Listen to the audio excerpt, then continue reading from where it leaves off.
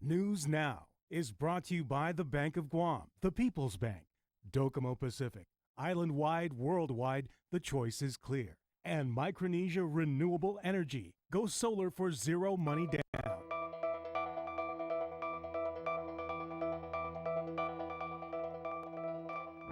From the Pacific News Center in Hagåtña, Guam, here's Clint Ridgell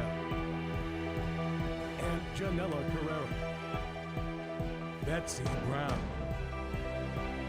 Roselle Romanes, PNC Sports with Blake Watson, and weather with Rebecca Kim. With your news now. Day and good evening. Thanks for tuning in to PNC's News Now. I'm Clinton Ridgell. And I'm Janella Carrera. With your top story tonight, there were 2 more break-ins at Department of Education schools overnight. This time, however, the suspects were apprehended after a security alarm went off at one of the schools. PNC's Betsy Brown reports. The school day wasn't interrupted, but repairs were underway at FB Leon Guerrero Middle School and Simon Sanchez High School today, following break-ins overnight. The break-in at FBLG wasn't discovered until this morning, but a motion alarm went off at Simon Sanchez just before midnight, leading to 2 arrests. 37-year-old Juanito Muña Castro and 39-year-old Stephen James Uncanco went before a magistrate judge in Superior Court today, both on charges of robbery as a second-degree felony. That was good news. Very good news that somebody got busted for this, especially, after all the break-ins that we've been hearing about. It's good to know that, security still works. Simon Sanchez assistant principal Melvin Finonia says damage at his school was minimal, as only the classroom with the school store was entered. They broke the door lock to get in, and they tried to take the safe in the classroom. They got the safe out the room. They tried to break into it, but fortunately, they didn't get into it. And that's when one of them was apprehended. Maintenance crews were replacing doors and windows at FBLG today, the school that received the most damage of the 2. We're talking about the main office, the teacher's lounge, the library, estimating about $450, $500 worth of total damage. Fortunately, our maintenance guys were able to get up there quickly and do some repairs, and the school wasn't interrupted and were able to open, and classes were able to continue as normal today. In addition to the damage estimates from Deputy Superintendent Rob Millay, thieves also busted open vending machines and took a cash box from the middle school. It's not yet clear whether the break-ins at the neighboring schools are related. GPD spokesman Officer AJ Balahadja says police will continue to investigate the crimes. Betsy Brown, PNC News. The Gutierrez Gumatao team is requesting for a hand count audit of the election results. Campaign Chairman Ken Perez says the results of the election are questionable. In fact, Calvo Tenorio won every single precinct in the general election.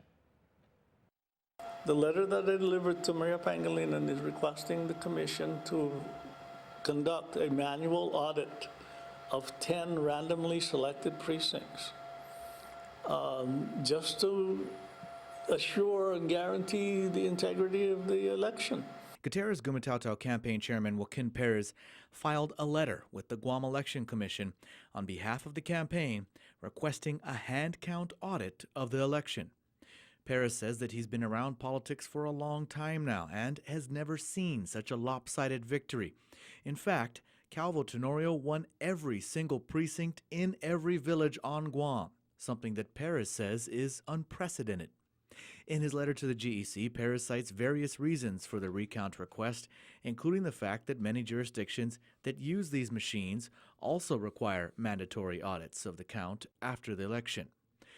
But he also states in his letter that recent studies have shown that the ES&S M650 balloting machines are completely vulnerable to tampering or hacking within only 3 minutes. The GEC just received the letter late this afternoon, so the Commission has yet to decide how to respond to this request. And the results of the election have yet to be certified. The GEC won't be able to certify the election until after the 19th to allow for off-island ballots to arrive.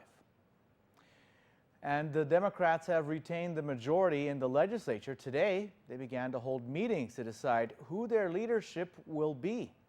Speaker Judy Wampat tells PNC that they've been in caucus all day today to hammer out the details of their leadership and who will chair what committees.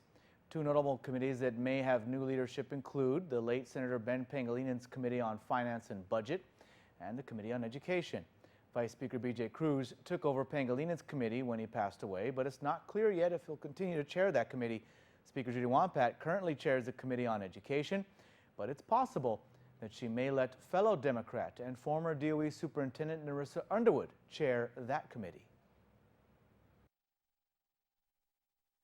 So we hope that before the end of the week, we will then have solidified the leadership in the legislature, the committee chairpersons, and the description of the attachés as well. And as a matter of fact, shortly before news time, the Democratic Party announced their leadership. Wampat will remain Speaker, B.J. Cruz Vice Speaker, and the Committee on Appropriations Chair, Senator Roy Respicio, will be Majority Leader and Committee on Rules Chairman.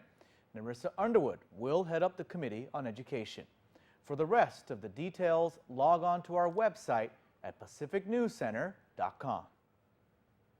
And in other news, some very tearful testimony today from the mother of little Alzana Latino, the toddler, 23-month-old, who was allegedly beaten to death by her mother's boyfriend, John Castro, in January of this year. Susanna Latino describes in harrowing detail the very moment her daughter died.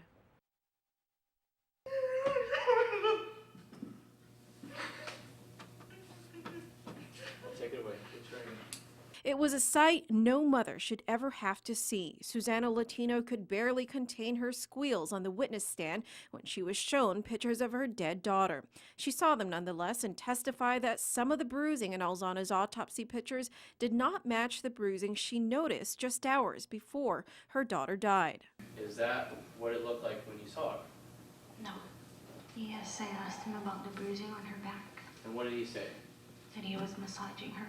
Susanna says she came home from work around 4 in the morning, January 11th. Her then boyfriend, John Castro, and Alzana were asleep on opposite ends of a mattress in the living room. Alzana was shirtless, she says, and when she came closer, she noticed some bruising on the baby's lower back. When she touched the spot, she says her daughter reacted to the pain, so she picked her up to comfort her, then put her back in her playpen. When Susanna woke a few hours later, she and Castro noticed Alzana had vomited in her sleep. She says they washed her down, and then Castro left for work. But that whole morning, says Susanna, her daughter seemed lethargic.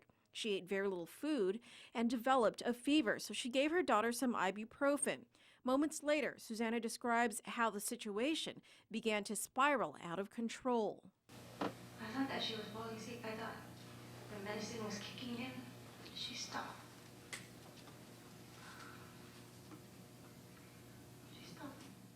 She stopped rolling around. And when I was holding her hand,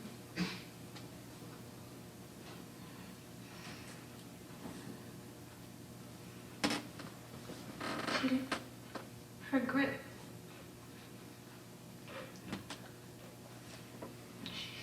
She lost her grip. And then in harrowing detail, she describes the very moment she lost her daughter. She stopped responding. I was trying to wake her up. Her eyes were still a little bit open. And her breathing was fading. Stop moving. In a panic, Susanna says she dialed Castro first before calling 911. Medics arrived minutes later, and as she got into the ambulance, she noticed Castro walking back home. He looked scared or in panic. He was texting my phone. What was the text about? I don't remember all the texts. All I know is told him that he needs to turn himself in. He was having suicidal thoughts. Castro is facing murder and child abuse charges, and if found guilty, he could be sentenced to life in prison.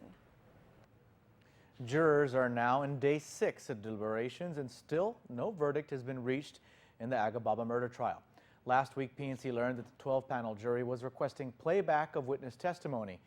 Whose testimony they asked for is unclear, but there were several compelling statements given by witnesses, such as Alan Agababa's eerie behavior to an alleged confession that he killed his mother, and finally 2 different medical examiners with differing opinions on cause of death.